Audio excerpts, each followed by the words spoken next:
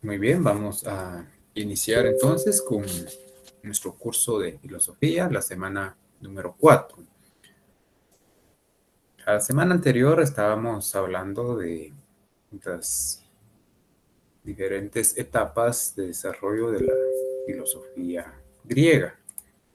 Estuvimos hablando de algunas escuelas filosóficas también. Hablamos de la escuela de Mileto, la escuela pitagórica, eh, y algunos representantes pues de,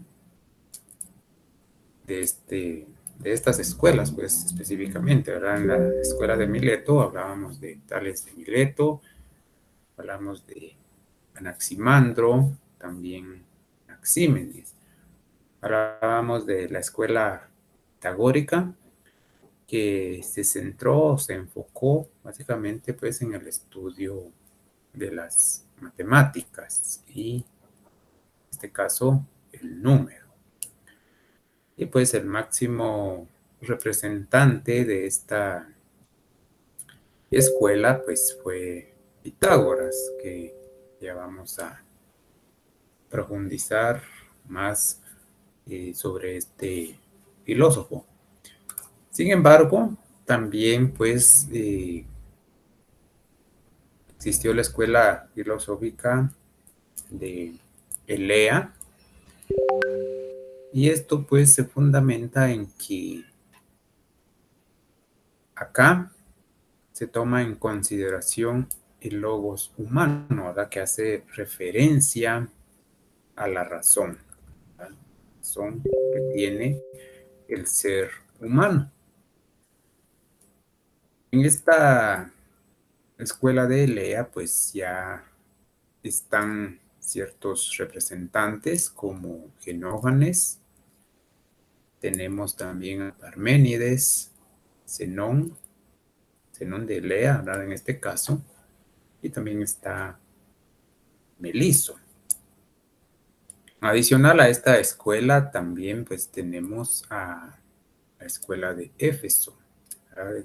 Acá, básicamente, esta escuela se fundamenta, se enfoca en el arjé. Ya dijimos que arjé es el principio, es el comienzo de todo lo que existe. En este caso, con esta escuela de Éfeso, lo que se busca pues es explicar ese arjé del universo, ya que se considera acá de que ese principio, ese comienzo del universo es a través del juego.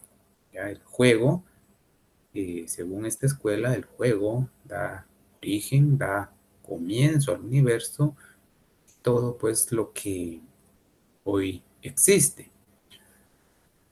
Todo lo representa en este caso el juego.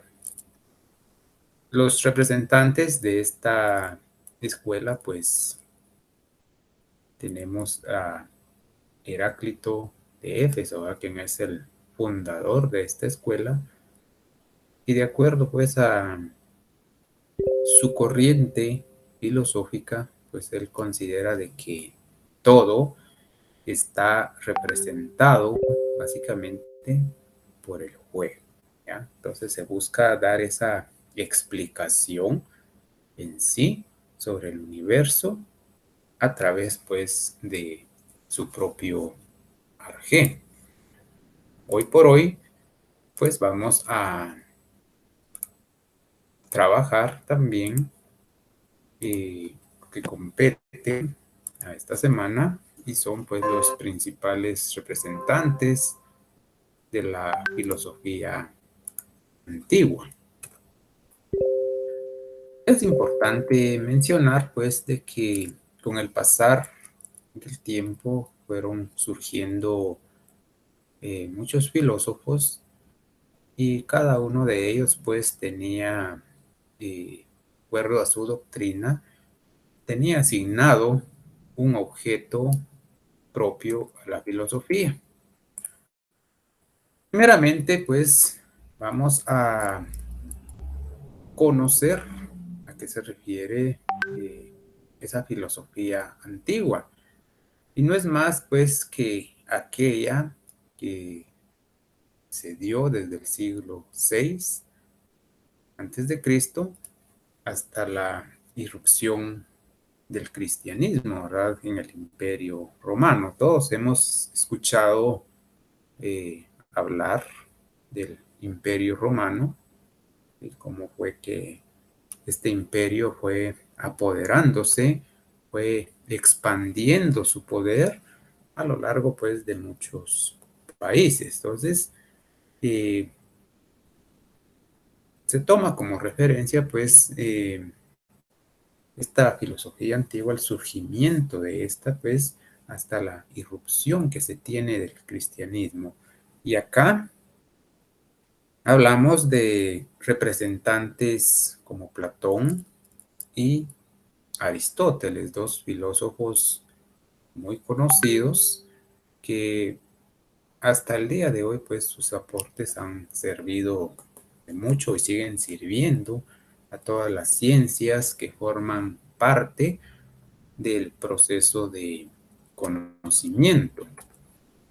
Importante mencionar de que la filosofía antigua viene a ser un aporte fundamental, ¿verdad? Una contribución que se considera fundamental, se considera importante, ya que se basa, se cimenta en la realidad objetiva, ¿verdad? Es decir, todo aquello que tiene una existencia física en este mundo.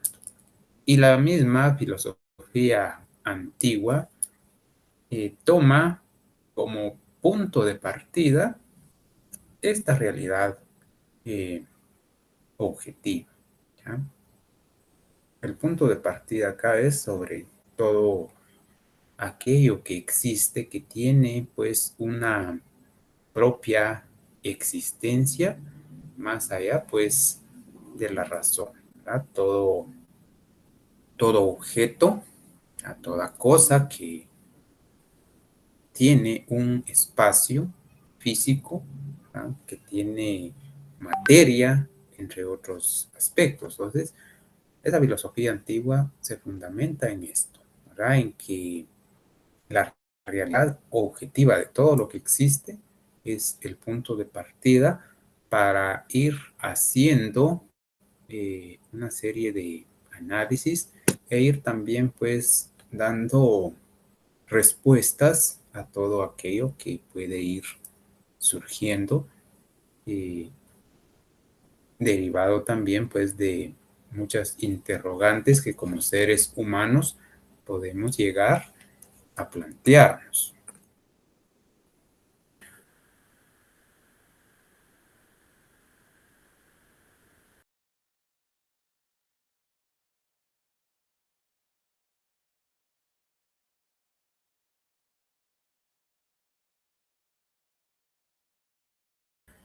A objetos, se relaciona a sujetos que tienen pues que ocupan un espacio y que por lo tanto pues podemos ir conociendo también, ¿verdad? O va más allá de lo material, eh, más allá de nuestras ideas, ¿sí?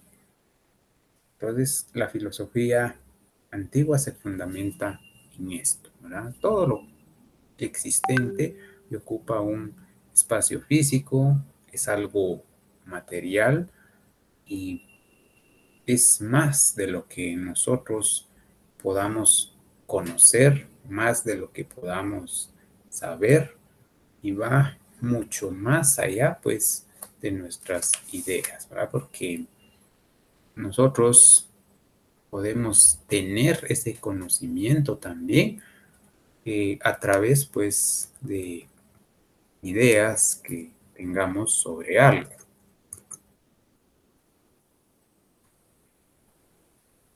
En la filosofía antigua, pues, sabemos de que se destacó la preeminencia del objeto. Esto en alusión a todo aquello que nosotros podemos apreciar, podemos tocar, podemos sentir, podemos analizar. Entonces, nos basamos pues a un objeto, ¿verdad? Dice que Aristóteles considera de que toda realidad, ¿verdad?, es objetiva. Por lo tanto, él considera de que si es objetiva, es algo también material, ¿verdad? Tiene una existencia, ocupa un espacio y está formado de materia. Platón, él afirma de que esa realidad objetiva es ideal, ¿verdad? Recordemos que Platón se basa pues en el mundo de ideas, ¿verdad? Para él, pues el conocimiento se va adquiriendo a través de ideas. Entonces, él considera de que la realidad objetiva en sí, pues, es algo ideal, ¿verdad? Mientras que para Aristóteles, pues, es lo material. Es importante mencionar también de que la primera causa objetiva de la realidad va a estar basada en ir buscando, en ir indagando el comienzo del universo, ¿verdad? Y esto va a ser el primer elemento de todas las cosas. Entonces, podemos nosotros ir conociendo, podemos ir investigando cómo ha surgido el universo. El universo que también le da origen a todas las cosas, todo lo que existe, todo lo que ocupa un lugar físico, está conformado también por la materia. Entonces, eh, esa realidad es esa búsqueda, esa realidad objetiva, ¿verdad? Ese interés que se tiene por ir conociendo, ¿verdad?, cómo es que comienza el universo. Y esto lo va a constituir como el primer elemento de todas las cosas, ¿ya? Para luego, pues, hacer una adecuada interpretación de todo lo real, ¿verdad? De la realidad que ha sido descubierta, que ha sido analizada, ha sido conocida a través también de nuestra razón, ¿verdad? Entonces, nosotros podemos hacer referencia a esta realidad objetiva como todo lo material que existe y es más de aquello que nosotros podemos saber, porque nosotros podemos ir adquiriendo conocimientos, podemos saber eh, conforme pasa el tiempo, podemos perfeccionar ciertos conocimientos. Podemos adquirir ese conocimiento también producto de nuestras ideas. En este caso, hablamos de Tales de Mileto, ¿ya? Sabemos de que fue un filósofo, fue también maestro de otros pensadores, en este caso Anaxímedes, y se caracterizó sobre dar una explicación sobre el origen de la materia.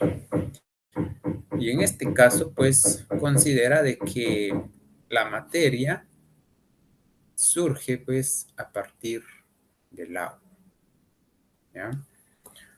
El agua para él pues da comienzo al universo. De ahí surge todo lo que existe, todo lo que ocupa pues un lugar.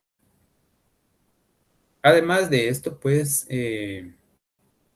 contribuyó con conocimientos, por ejemplo, la geografía, matemática, y dejó un legado muy importante, ¿verdad? Que es la teoría del cambio. Entonces, para él, el arjé es el agua, ¿ya? El agua da origen a la materia y por lo tanto, pues van surgiendo todas las cosas que hoy conocemos, dando aportes pues a las ciencias mentales y que también pues aportó conocimientos, instruyó a otros grandes pensadores. Por otro lado tenemos a Pitágoras de Samos. Todos hemos oído hablar pues de Pitágoras. Algo fundamental de Pitágoras que fue reconocido como el primer matemático de la historia. Él fue pues un gran matemático que hasta hoy en día pues se conserva ese legado. Aportó grandes conocimientos a la filosofía, la geometría y la aritmética. Y por qué no, pues, hablar del famoso teorema de Pitágoras, que forma parte de el proceso de formación de nuestros estudiantes. Es parte de ese proceso de estudio, es un legado que ha quedado, pues, de Pitágoras, que se pone en práctica, pues, en el ámbito educativo. Es importante que mencionemos de que para Pitágoras, pues, por ser un matemático, él estuvo en esa búsqueda de encontrar la forma como principio, ¿verdad? Del ser. Dice que él consideró que todas las cosas que hoy existen, pues están formadas a semejanza de los números, ¿ya? Para él, el principio de todas las cosas, el principio del universo, son los números. Primero, para él, primero existieron los números, ¿tá? Y después van surgiendo todas las cosas. Entonces, es un aporte fundamental. ¿Tá? Recordemos que cada filósofo, pues, va a encontrar ese principio de todo lo que existe de acuerdo a su doctrina y corriente filosófica que esté manejando. Entonces, Pitágoras en este caso, pues no es la excepción, ya que además de ser un gran matemático, pues aporta también conocimiento a otras ciencias. Y su legado más importante, pues es ese famoso teorema de Pitágoras. Y busca la manera de ir descubriendo el principio del ser y la forma que tiene el ser. Concluye que se tiene una estrecha relación entre todas las cosas y los números. Hay una semejanza, hay un parecido porque los números dice que anteceden a todas las cosas. Por otro lado, tenemos a Platón. Platón se caracterizó por ser un filósofo, por ser también un teólogo, además de ser discípulo de Sócrates.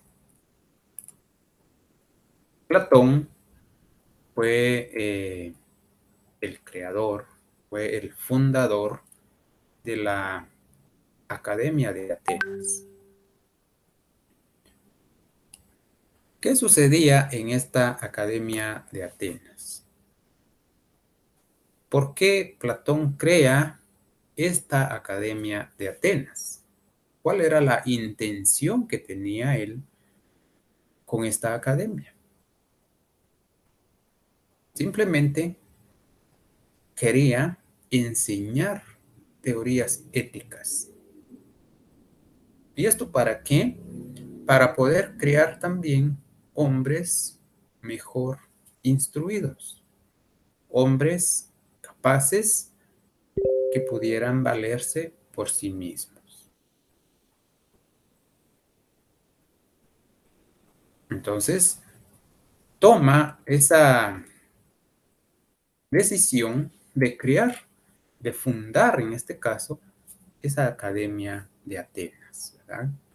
En donde el anhelo que tenía era pues de formar personas de bien, personas capaces, personas que tuvieran una adecuada instrucción y esto les valiera también para poder enfrentarse a diversas situaciones en la vida, que pudieran eh, valerse por sí mismos. Entonces, ¿cómo lo hacía? Pues a través de ciertas teorías éticas, que sabemos pues que a través de estas teorías éticas íbamos a ir o vamos a conocer eh, las formas en que como seres humanos también debemos de comportarnos, ¿ya? Personal y profesionalmente. Entonces estas teorías éticas le valieron a él pues para tener o para crear hombres preparados, para crear hombres capaces que pudieran valerse por sí mismos. Esa era la finalidad, pues, de fundar esa Academia de Atenas.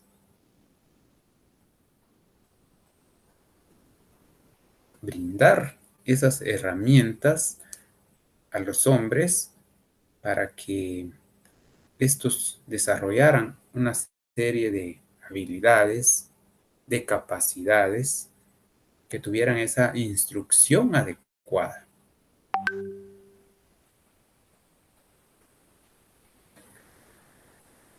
Por otro lado, se dice de que también se le llamaba o era conocido como Aristócles, pero comúnmente era conocido como Platón, ¿verdad? fue otro nombre pues con el cual se le conoció y se caracterizó entonces pues por esa intención que tuvo de ir formando hombres mejor instruidos, hombres preparados, hombres con principios éticos, hombres con conocimientos adecuados para poder desenvolverse por sí mismos.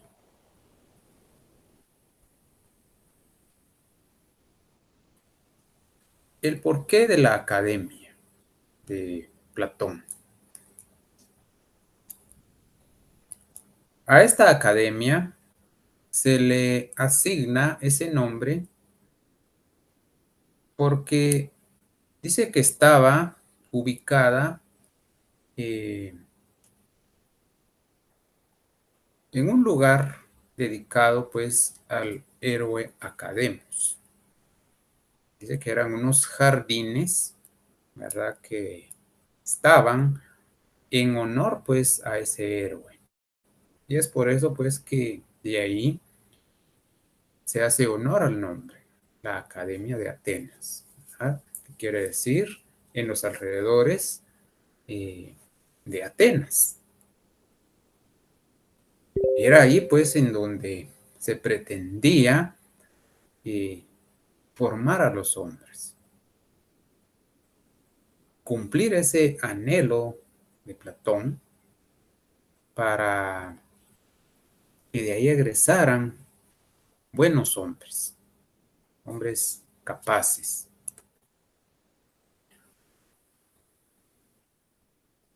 ¿Qué se enseñaba en la academia? Primeramente, pues se enseñaba música, se enseñaba astronomía, se enseñaban matemáticas y todos aquellos otros conocimientos que fueran importantes para poder, en este caso, pues, eh, formar o darle las herramientas necesarias a los hombres para que tuvieran, pues, esa capacidad de valerse por sí mismos. Esa era la finalidad de la academia. Por eso se crea, pues, se funda esa academia para que ahí se fuera un centro de instrucción, un centro de formación para las personas, que pudieran aprender música, astronomía, algún arte en específico y sobre todo pues basado en la ética. Esas normas éticas que dan pues los lineamientos necesarios sobre cómo nosotros podemos o debemos actuar como personas y también cómo debemos de actuar en una sociedad.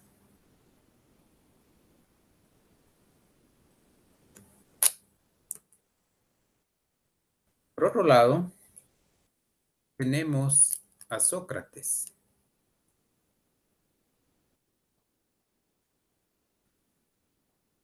Este filósofo fue muy reconocido, un filósofo con una amplia trayectoria y lo más importante fue de que instruyó a Platón, fue maestro de Platón, un filósofo heleno que se basó pues en los conceptos de justicia, en el amor y la virtud.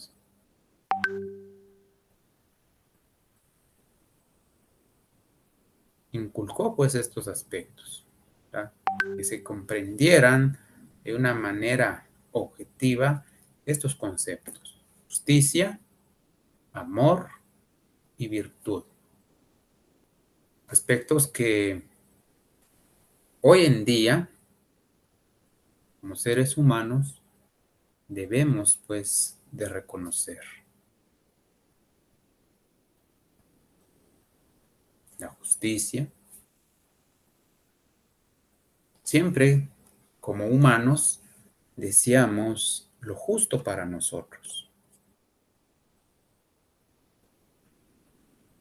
Deseamos pues que haya un equilibrio de acuerdo a nuestras acciones.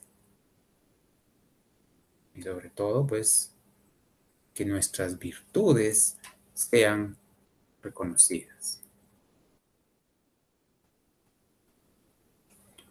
Dice que Sócrates fue condenado a muerte, ¿verdad? Por la democracia de Atenas.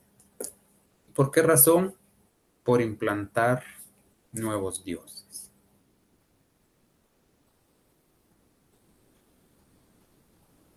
¿Pero por qué? En este caso, condenado a muerte, si trató la manera, pues, de que se reconociera, que se aceptaran, pues, esos conceptos, esos tres conceptos importantes: la justicia, el amor y la virtud.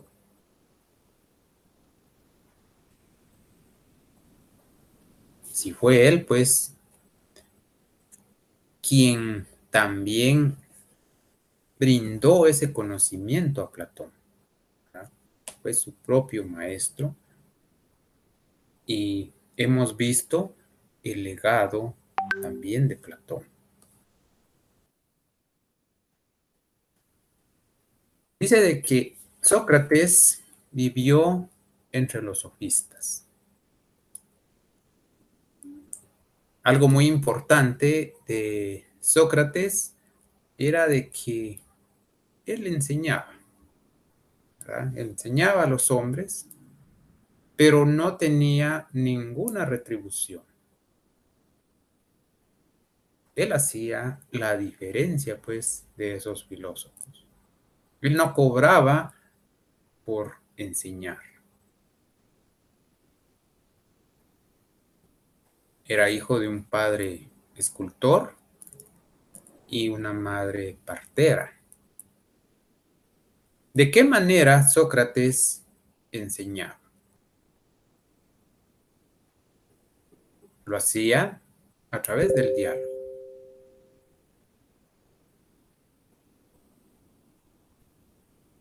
Enseñaba a sus discípulos dialogando.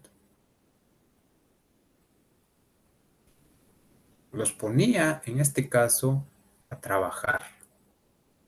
Los ponía a analizar, los ponía a reflexionar. ¿Y sobre qué? Sobre preguntas que les hacía. Y esto lo hacía con la intención también de que se dieran cuenta de su propia ignorancia. Les hacía una pregunta y estos pues ya se ponían pues a pensar, ¿verdad? Por preguntando tal cual cosa, y al final terminaban dándose cuenta que ignoraban a lo que se pedía en esa pregunta. ¿Y qué pasaba con esto? Como enseñaba a través del diálogo, los ponía a pensar sobre ciertas preguntas que realizaba, los hacía que fueran a investigar, hicieran investigaciones y pudieran descubrir por sí solos la verdad. Pero por esto él no cobraba. Él se diferenciaba, pues, de todos los sofistas por no recibir ninguna remuneración. Él quería, pues, que sus discípulos, en este caso, pues fueran en la búsqueda de ese conocimiento. Quería que sus discípulos encontraran por sí solos esa verdad. ¿Y cómo lo lograba? Planteándoles una serie de preguntas que seguramente los discípulos no sabían responder. Entonces eso ocasionaba a que fueran pues a investigar, ¿verdad? Por distintos medios pudieran investigar y de esa manera descubrieran la verdad, y al descubrir esa verdad pues ya iban a tener ese conocimiento sobre la realidad. Sin embargo, pues fue condenado a muerte, ¿verdad? Y pues un filósofo bastante reconocido, con una amplia trayectoria y caracterizado pues porque enseñaba a sus discípulos. Él se interesaba porque sus discípulos pudieran investigar, que pudieran descubrir la verdad, que se dieran cuenta de el grado de ignorancia que tenían en ese momento. Entonces, bueno, a investigar, pues, a ir más allá de lo que se creía saber en ese momento, ir en la búsqueda de esa verdad.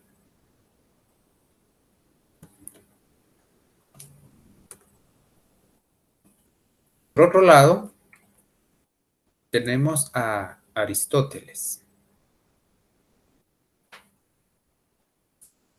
Aristóteles es reconocido por ser el fundador del conocimiento occidental.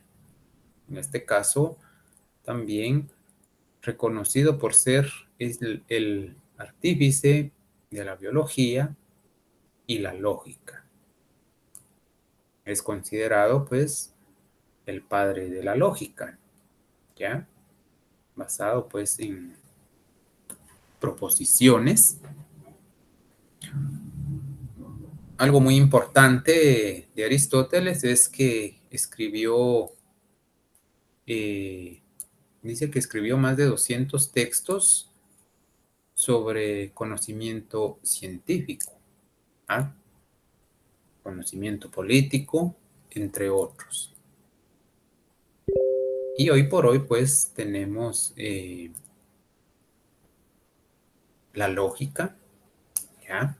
Que es parte del legado de Aristóteles. Él es el fundador de esa rama de la filosofía.